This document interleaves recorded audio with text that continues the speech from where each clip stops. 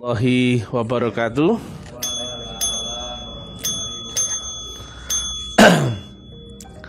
Om Swastiastu, Namo Buddhaya, Salam, Salam Rahayu, Salam Kebajikan, Salam Taklim Ma'rifat. Ura. Edisi siaran langsung bertempat di kampus Tika Taklim Ma'rifat.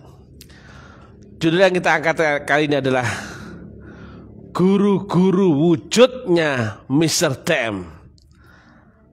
Nah, ada guru mutlak, ada guru yang wujud. Guru mutlak tentu gak berwujud, betul gak? Yang mutlak tak berlafal, tak berhuruf, tak terbatas, tak terdefinisi, dan tak deskripsi. Tapi karena yang kita bahas ini tentang dunia, yang dunia masih ada panca inderanya dan alat membaca gelombang sadar namanya akal dan alat membaca virtual namanya panca indera. Maka yang mutlak itu pun ke dunia ini menjadi berwujud. Roh yang awalnya adalah kodim, sifatnya kodim, menjadi berwujud jasmani. Ada laki, ada perempuan. Aslinya roh ada kelaminnya gak? Nah, sedangkan maha roh menjadi rajanya manusia atau mahanya manusia. Nah, siapakah orang-orang besar di balik guru-gurunya Mr. TM? Dulunya Mr. TM melewati banyak tarekat. Cuman gak saya sebutkan yang gak etis, gak elok. Seolah-olah saya membuang kulit kacang, kan gitu, gak enak ya. Tetapi yang paling ilmiah adalah saat Mr. TM belajar tarekat Naksabandi. Gurunya kebetulan adalah seorang profesor, doktor, kimiawan nuklir jenderal, dan sederet pangkat keduniaan. Seorang yang kaya raya, seorang yang intelek, seorang yang membidani ijmi, seorang yang punya partai, seorang yang punya kampus, seorang konsultan agama di seluruh dunia, menguasai banyak bahasa asing. Bahkan Bung Karno pun menjelang akhir hidupnya pun belajar kepada beliau. Pada zaman itu 6 menteri pun belajar kepada beliau, termasuk banyak jenderal, profesor yang muridnya tersebar di seluruh dunia. Yang beliau lah yang meletakkan prinsip dasar agama diterangkan dengan bahasa metafisika, ilmu pasti, eksakta. Beliau membedah teknologi Al-Quran karena basicnya adalah seorang ilmiah, seorang saintis. Beliau yang seorang profesor, guru besar dan dosen luar biasa membuat seminar di banyak kampus-kampus ternama di Indonesia. UI, IPB, UGM, Unibro, UTS, ITS. Nah, termasuk juga dosen luar biasa di banyak kampus. Memasuki di kalangan akademisi, beliau sangat punya tempat ya, dan valid ya. Beliau prestasinya diakui di seluruh dunia. Seorang profesor, doktor, jenderal dan sebagainya, kimiawan nuklir ya, termasuk yang membidani ijmi dan sebagainya. Nah, saya bergurunya ke sana, zahirnya guru zahir saya beliau. Kemudian di tengah perjalanan entah kenapa saya dipertemukan dengan guru zahir yang lain lagi, yang beliau adalah murid daripada profesor doktor tadi. Di pertemuan itu kebetulan di Gresik, beliau seorang yang biasa-biasa saja, tapi beliau bisa menerangkan keilmiahan agama itu kepada saya pribadi. Artinya saya menangkap, karena basic saya kan intelek ya, ilmiah ya. Begitu terangan itu saya cocok. Saya cocok dengan beliau, saya ikut beliau, zahir beliau, ngikut aja nempel beliau. Ternyata baru tahu di kemudian hari, ternyata beliau adalah orang yang dipecat sama gurunya. Ini mulai asik ini. Di mana-mana perguruannya profesor, nama beliau dikeluarkan, nggak boleh mendekati area surau dan sebagainya. Tapi saya telah cocok. Akhirnya saya pun ikut diusir dari tempat-tempat itu. Saya ngikut saja sama beliau. Akhirnya, nah waktu itu beliau sering sampaikan, akan datang hari-hari di mana segala rahasia akan dibuka. Itu aja disampaikan. Nah, pada kesempatan itu Gus Dur ya waktu itu jadi presiden, beliau tahu ya, kasarnya Gus Dur, bahwa agama Islam tidak lagi berpusat di tanah Arab, tapi di Indonesia.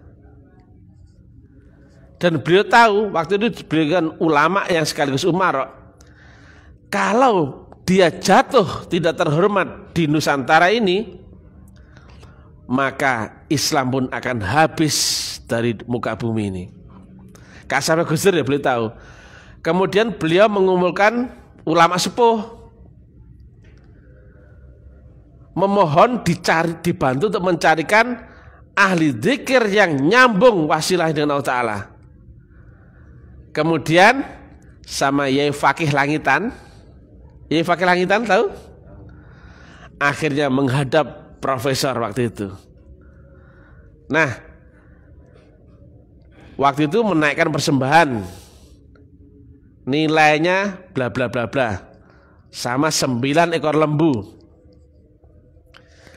Dan anehnya, dari profesor, guru saya yang ini tadi, yang Mr. B ini, kan misalkan kalau profesor A ya, ini yang Mr. B ini posisi terpecat, posisi yang sudah dibuang oleh seluruh saudara surau, kok malah mendapat tugas itu. Bunyinya adalah, kau amankan agama dan negara ini. Kemudian diperintahkan untuk melaksanakan zikir intensif 5 hari, bukan 10 hari, di seluruh Pantura. Nah, dalam prosesnya itu, setiap kali ada pertemuan dengan Nyai Fakih, bahkan Nyai Fakih itu sempat ketawa, padahal beliau nggak pernah ketawa loh ya. Beliau seorang yang santun, dan sempat beliau itu menyambut guru saya yang Mr. B tadi, lupa kalau nggak pakai sandal. Sampai murid-murid heran, kenapa ya yuk sampai lupa nggak pakai sandal? Beliau pun minta surbannya ayahanda guru saya waktu itu. Nah kebetulan zikir intensif 5 hari itu, mulai awal sampai akhir saya semuanya ikut. Kan aneh ini, seorang dipecat oleh gurunya tapi mendapatkan perintah rahasia, kau amankan agama dan negara ini. Nah sebetulnya waktu itu isu Indonesia mau chaos, perang saudara, itu diadu domba. Backgroundnya sama-sama negara Islam ini. Kalau nggak salah satunya Libya, satunya mana itu sama-sama Islam. Kita dijadikan makan di atas meja, disantap dari mana-mana, diadu sudah kena sudah. Itu banyak bom-bom di mana-mana ya. Tapi bomnya kebetulan karena mendapatkan syafaat oleh seorang wali mursyida, bom-bom pun nggak meledak dan sebagainya. Nah, sampai akhirnya zikir intensif itu terhenti karena profesor berlindung. Jadi mandat untuk mengamankan agama dan negara tidak pernah dicabut oleh seorang Sayyidi Syekh Profesor Dr. Jenderal itu.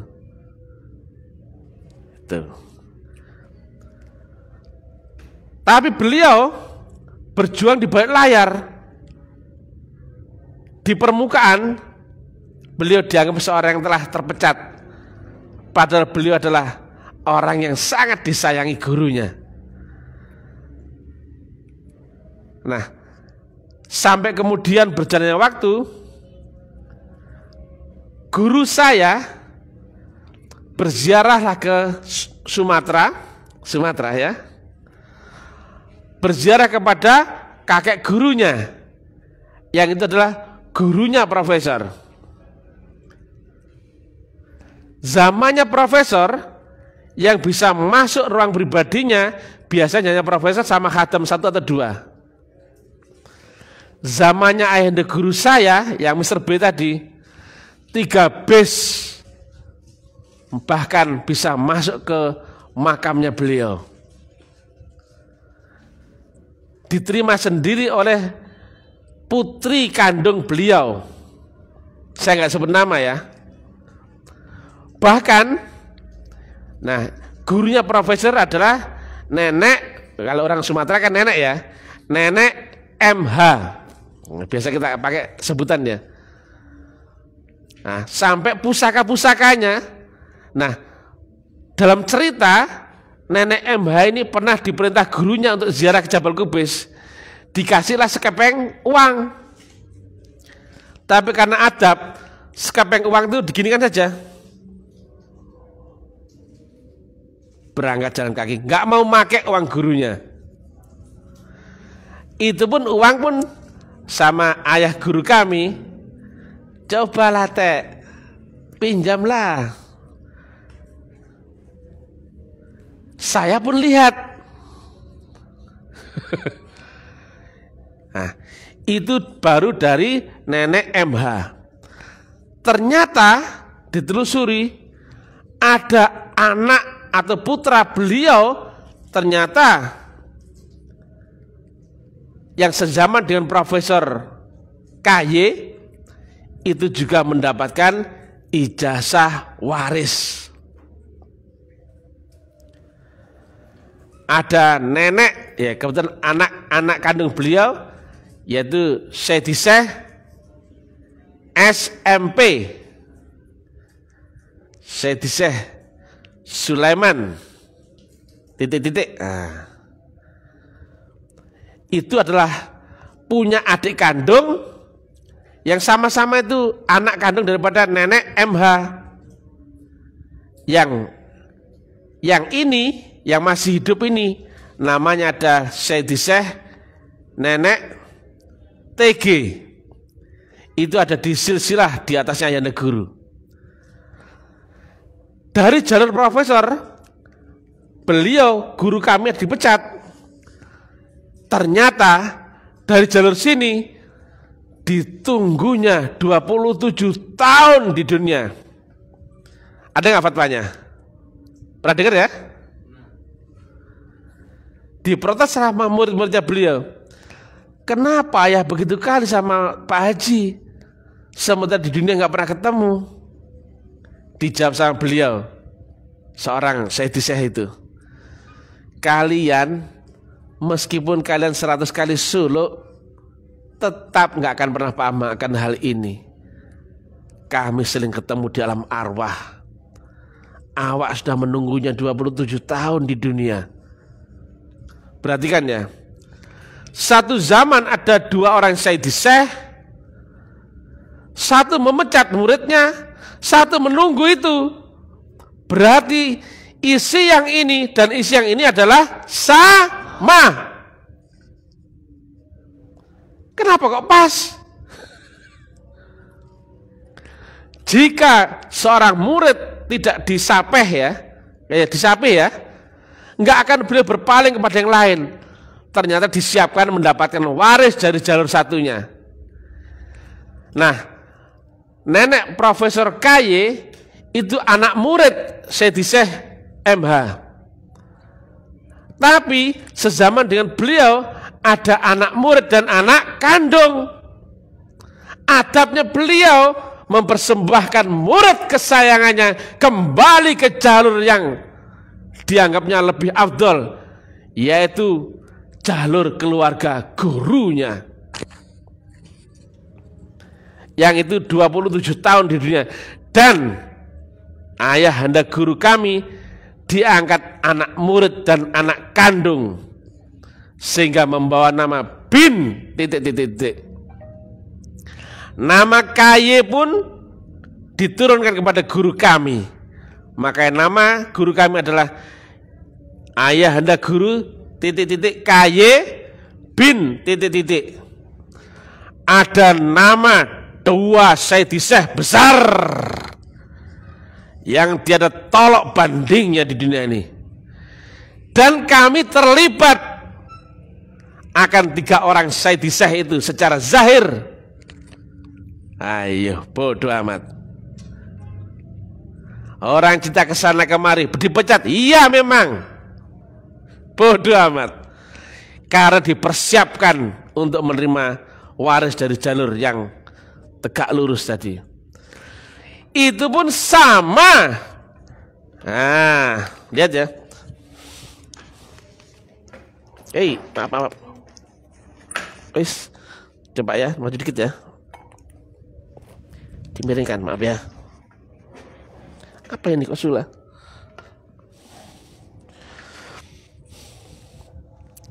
Nah, beliau, nah lihat ya, beliau yang 34 ya, adalah gurunya Profesor Dr. Syedi Syekh KY ya. Ini orang Sumatera. Beliau berguru kepada Syekh Sulaiman Huta Pungkut.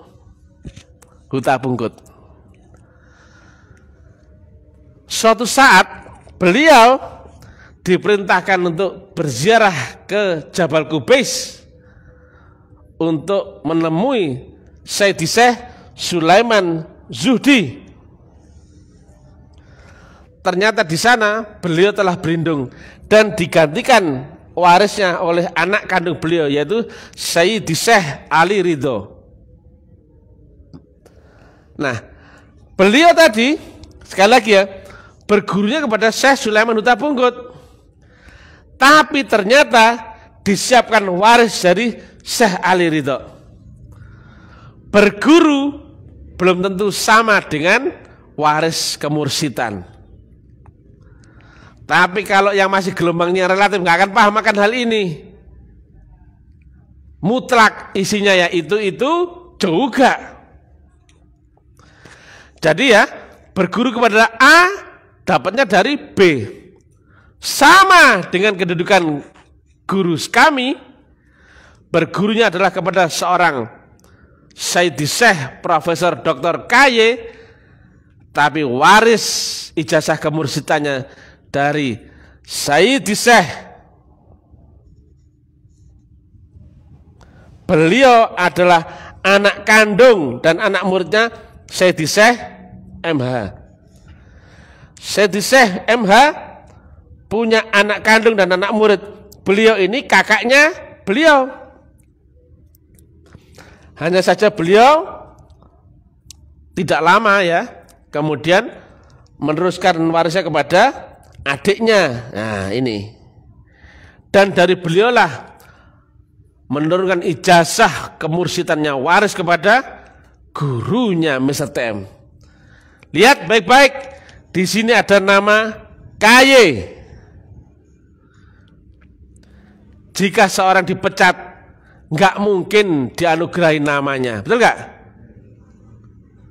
Itu skenario Tuhan yang maha tinggi, maha rahasia. Makanya waktu itu beliau, Syekh Profesor Dr. KY, menyampaikan di mana-mana itu, sepeninggal ayah nanti, ayah nggak menurunkan waris. Bodoh amat. Di Malaysia, di mana-mana, nggak menurunkan waris. Ternyata waris itu turun dari jalur satunya. Ya, sekali lagi ya. Satu zaman ada dua orang Sayyidi Syekh. Ini anak murid. Yang satunya adalah anak murid dan anak kandung. Maka adabnya ini mempersembahkan murid kesayangannya untuk ketemu di jalur yang anak murid dan anak kandung. Itulah adab ditaruh di atas kepala. Maka nama Profesor Dr. KY tidak ada di jalur rantai emas ini. Karena beliau pun menyampaikan tidak menurunkan waris. Tapi isinya beliau sama dengan isinya yang menurunkan waris. Kalau orang terikat dengan pandangan panca indera, seolah-olah ada dua wujud, betul nggak? Tapi kalau ketemu gelombang mutlak, isinya itu juga. Yang masih kenal sebatas guru jasmanimu, oh kau sudah terputus. Tapi kalau kau kenal guru rohanimu, biarpun beda zaman, Atman, Buddha, Roh Kudus, Rasulullah, Mursyid, isinya itu. Beda zaman, beda puluhan tahun, ribuan tahun aja itu juga. Apalagi yang sezaman. Makanya cek. Ini publik ya guys. Publik ya. Silakan komen ya. Apakah betul ada kalimatnya Profesor Dr. KY? Mana ada tasbih? Ada tasbih? Coba ada tasbihan. Nah ini. Udah Bang, udah. Ini publik ya guys. Kalau Mr. TM ini ngomongnya nggak bener, oh pasti dihujat banyak orang.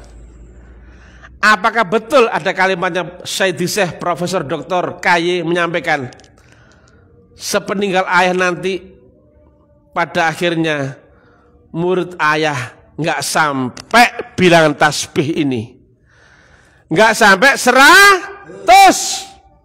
Cek, ini publik. Di antara belasan juta sedunia, beliau sampaikan seperti itu. Ini publik loh ya. Satu itu dan satunya lagi, sepeninggal ayah nanti, ayah gak menurunkan waris. Belum? Boleh berangkat. Nah, ini publik loh ya. Publik ya guys. Karena ada yang sebagian telah ketemu kalimat ini dan ada yang nggak tahu.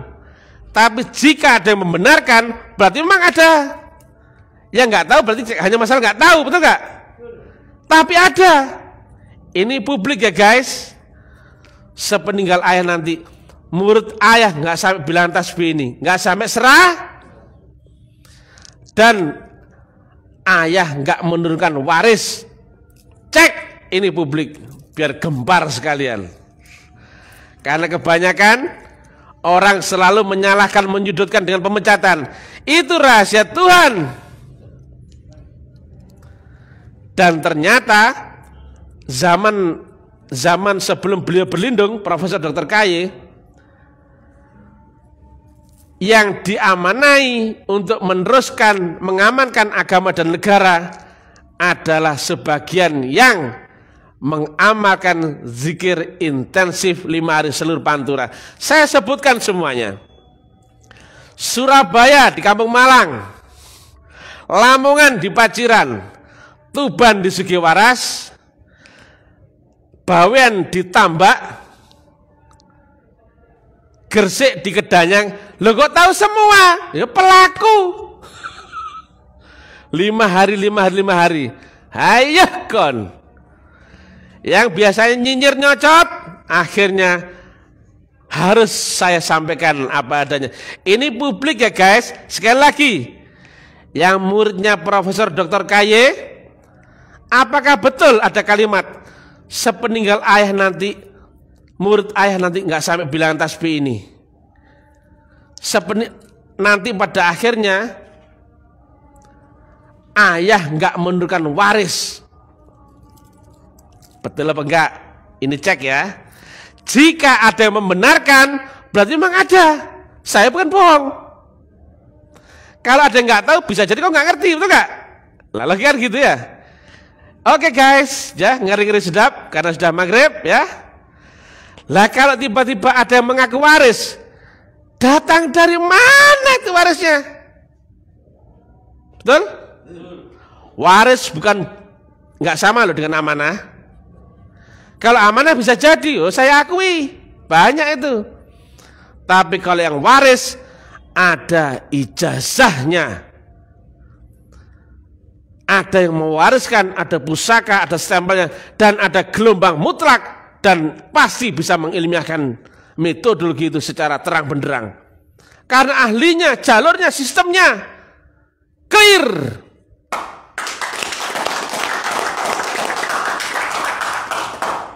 Inilah rantai emas silsilah Thariqah Naqsabandi Al-Khalidi, tarekat yang terbesar di dunia ini. Taklim Ma'rifat hanya pakaian kecil saja yang usang. Itu alat dakwah kami untuk bisa mengembangkan tarekat ini dengan bahasa yang lebih universal untuk menjangkau seluruh dunia. Tepuk tangan.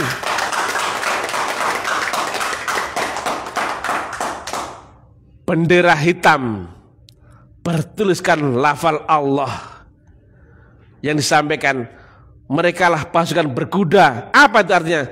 Keliling kemana-mana menyampaikan kalimat tauhid la ilaha illallah. Yang lain sudah buyar, nggak ada yang mengerti metodologi agama.